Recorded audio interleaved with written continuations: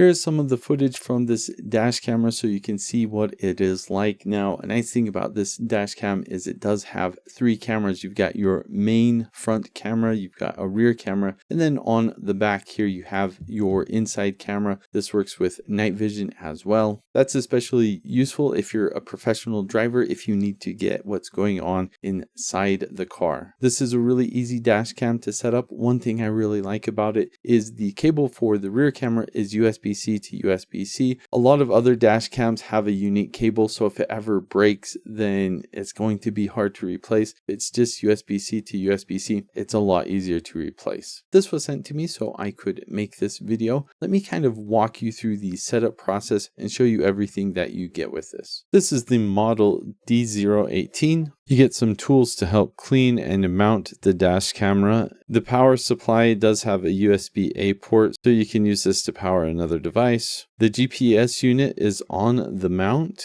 and the mount is a suction cup. One thing I appreciate with the rear camera is that the cable for it is USB-C to USB-C. So if you're upgrading from another camera that is USB-C to USB-C, then this will be very easy to mount the rear camera. The main camera has a front camera, but it also has this inside camera. Here are the navigation buttons on the back, power, and this is where you go to the rear camera. So before installing this in the car, I always recommend that you set everything up beforehand. So let's go ahead and do that. Let me plug in the power. Format the SD card periodically. That's a good time to point out that this does come with its own SD card, 128 gigabytes. So it shows that it is recording in 4K. We've got the date and time. Let's go ahead and go to the menu. If you want to use this with the app, you can turn on Wi-Fi. You can also set the resolution, and I'm going to set this to 2K so that I can fit more on the SD card. Most of these settings are pretty self-explanatory. If you do want to use this as a backup camera, you could change this to be the rear camera. The infrared night vision is these 4 infrared lights on here.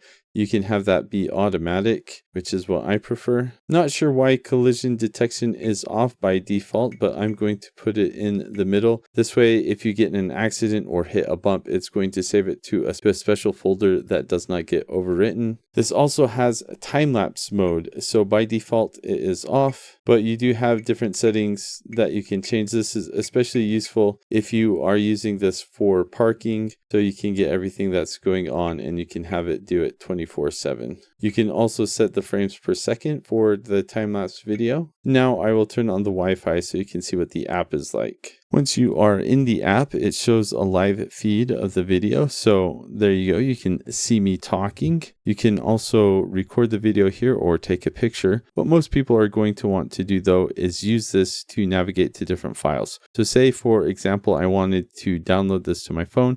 I just open it up. I could preview it here, delete it, or I could download it to my phone. And another reason you might want to use the app is you can go to the device settings, and there are not a whole lot of options, but say for example you want to change the video resolution or change some of these settings, you can do that right here on the app. You can get a hardwire kit with this. If you are someone who parks outside, for example, this is something I highly recommend. This allows you to wire this up to your car in a way that you can provide power to your dash cam, so you can record all the footage when you are parked, so you can see people coming and going, and it has a time-lapse mode as well. So if something happens, you don't have to go through all the footage. You can kind of watch it really quick. That's another nice thing about this, that it does have time-lapse mode. As far as the physical installation goes for this, it's about as simple as can be. You just connect this to the suction cup mount, and then with the suction cup mount, you just put it where you want it, then you twist the knob. That's it, you're done. If you want to move it later, a lot of dash cameras have adhesive, so when you stick it on, kind of stuck there. The main thing to note is with the suction cup mount on a really hot day, there is a possibility that it may come off. In my experience though, that is pretty rare. The rear camera does have an adhesive, but it also comes with this electrostatic film. What you want to do is you'll put this on your back window first, and then you'll put the adhesive on this. So when you need to take this off, I find you can actually usually twist these off and that comes off pretty well.